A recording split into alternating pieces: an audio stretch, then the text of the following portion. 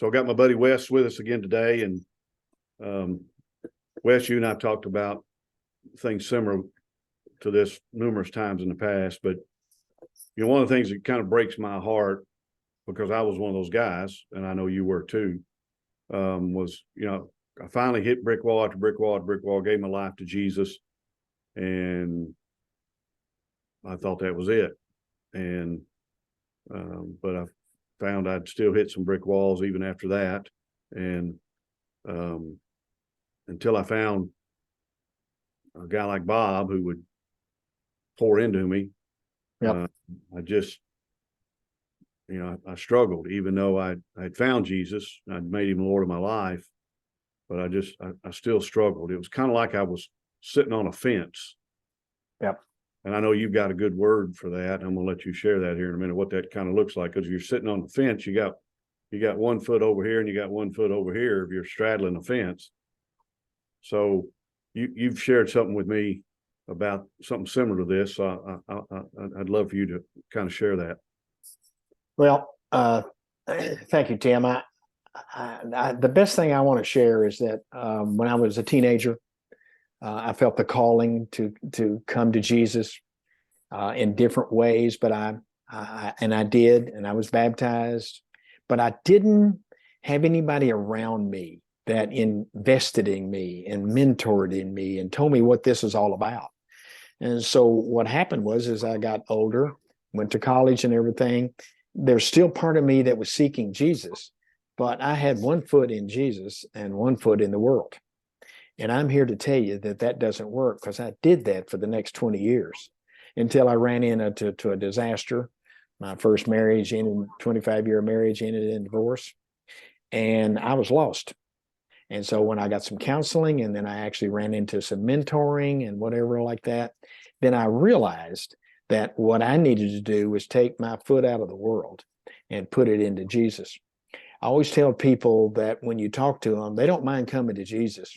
They're just afraid they can't come back because they're so used to the world. They're used to their buddies. They're used to the addictions and all that stuff that they used to do, which I did too. But at the same sense, once you come, I've tried to tell them, and they won't know until they come. Once you come, you won't want to come back. One of the best advice that my brother was telling me, boy, the divorce is over, and now we're so glad you'll come back to the pals and everything. And his wife, who was not even in the conversation, came over to my brother and said, Jim, he's not coming back.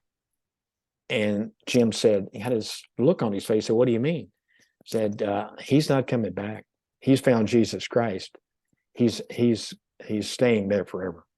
And I didn't even know she was in the conversation. Wow. So she could see that I had finally decided to take my foot out of the world. And guys, that might not be easy. If you're listening to this, my guess is that you've given him about 98% of your life, but the 2% is killing you. I don't know what that is, and you'll have to decide for it yourself. But the bottom line is, if you're going to be separate and holy, you've got to be separate from the world, and you got to give him the 100% instead of the 98. Otherwise, there'll be a piece of you that always looks like the world, and it'll always affect your witness.